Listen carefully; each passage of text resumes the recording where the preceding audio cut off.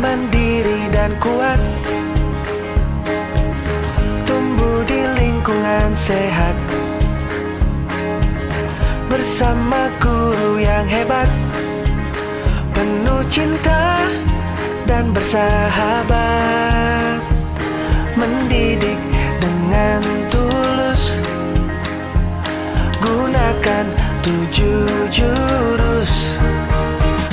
Kenali potensi, kelola emosi, tumbuhkan resiliensi, jaga konsistensi dan jalin koneksi, membangun kolaborasi dan menata situasi.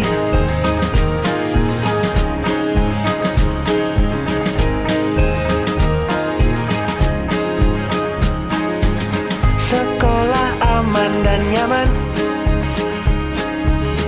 dan juga menggembirakan.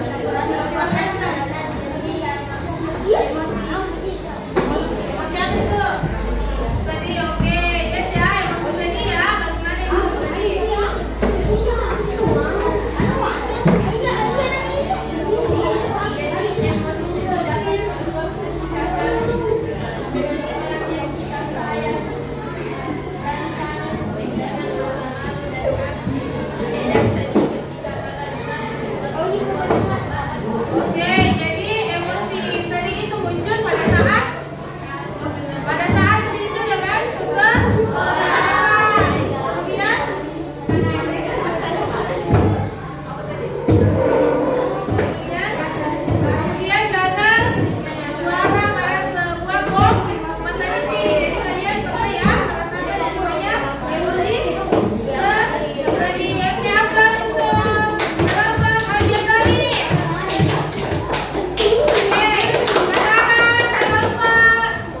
Yang lagi visual atau kinestetik? Yang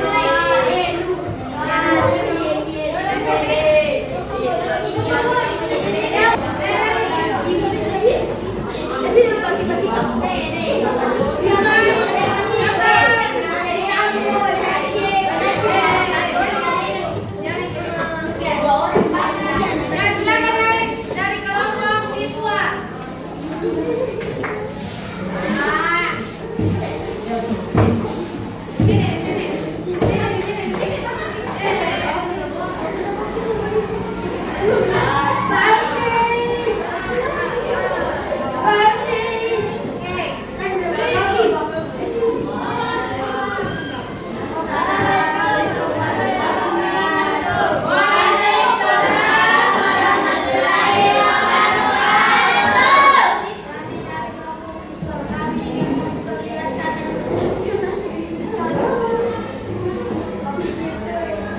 Kami mendapatkan emosi bahagia. Dari bahagia ini muncul kesadaran yang menjadi keterangan. Kemudian kita definisikan apa kata? Oh, bahagia. Pada saat bahagia bagaimana? Senyum ya, perasaannya senang ya. Nah, pada saat perasaannya bahagia, apa yang membuat kalian bahagia? Apa? Apa yang membuat kalian bahagia? Oh, pada saat diberikan hadiah. Nah, apa lagi? Perasaan bahagia. Oh, ditraktir makan sama temannya.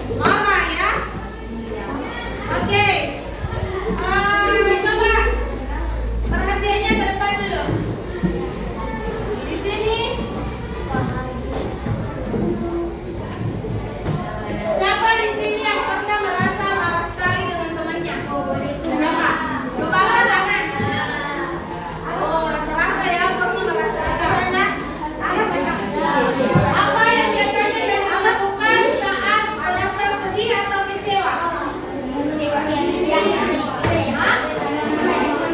Apa? Disukai orang? Menenangkan diri. Ya, kalau sedih ya atau merasa kecewa dengan temannya. Supaya tidak marah. Oke. Apa itu emosi? Ya, emosi adalah perasaan yang muncul sebagai respon terhadap situasi ya, situasi yang dialami. Contoh emosi dasar yaitu senang, sedih, marah, takut, cemas, malu, atau kecewa. Semua orang punya emosi ya, semua orang punya emosi. Itu hal normal dan wajar. Contohnya, saat nilai ulangan bagus, apa perasaannya? Kalau saat diajak teman, marah atau sedih ya. Kemudian saat akan tampil di depan kelas, bagaimana rasanya? Cemasnya, keringat dingin, gugup, takut ya. Itu semua perasaan. Di sini ada macam-macam emosi ya.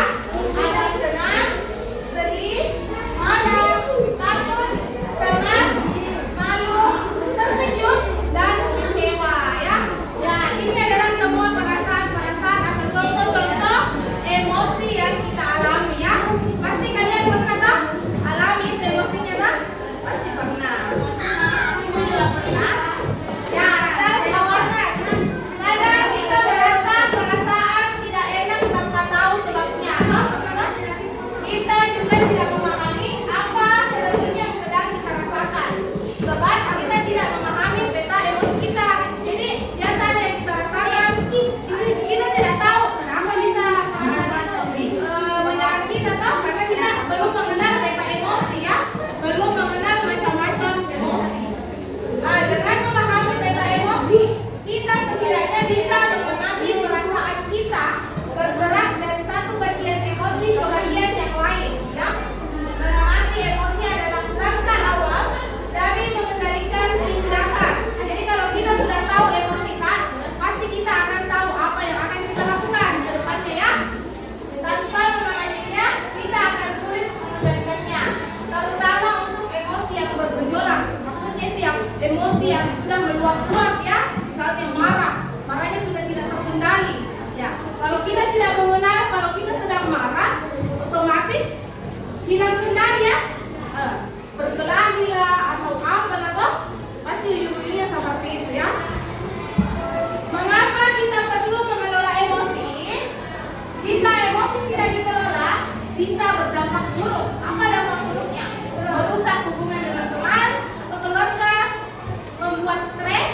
Toh, pasti stres kalau emosi itu ya, tidak tenang, menyesal setelah melakukan tindakan negatif. Biasanya itu kalau orang yang sedang marah besar, selesai nanti marahnya baru sesali perbuatannya. Enggak, kenapa katanya begitu marah-marah di depan kelas? Pasti baru sadari tindakannya tuh terjadi mani. Selesai mani. Sudah dilakukan itu marah-marahnya baru introspeksi dirinya, baru sadari, baru menyesal. Astaga, kenapa tadi tidak tadi tidak kontrol emosi marahku. Oh, biasa seperti itu. Jika emosi dikelola dengan baik, kita bisa lebih tenang menghadapi masalah. Misalnya, menenangkan perasaan, seperti saya contohnya toh, tenangkan dulu perasaannya ya. Kalau misalnya marah nih sama teman tak, jauh-jauh dulu sama teman tak, baru kendalikan emosi tak. Toh, sendiri dulu, atur dulu napas tak, atur di emosi tak supaya itu emosi tidak meluap-luap, toh. Hubungan dengan orang lain jadi lebih baik. Jadi hubungan tak sama teman tak tidak putus, tidak rusak, toh. Gara-gara emosi sesaat, toh. Biasanya itu kalau emosi meluap-luap tidak disadari, marah terus.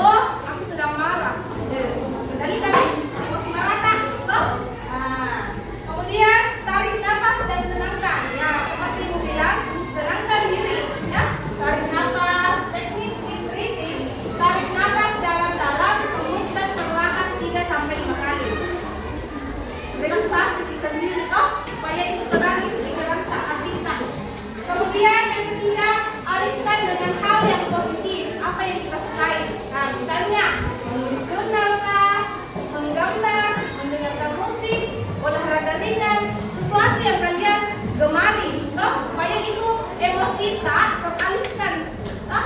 Nah, tersalurkan juga dengan baik, ya. Kemudian yang keempat, bicarakan pada orang terpercaya. Misalnya curhat sama orang tua, tak kalau percaya sama orang tua, toh, curhat dia bilang, ada perasaan begini, bagaimana begini bisa diseluruhi.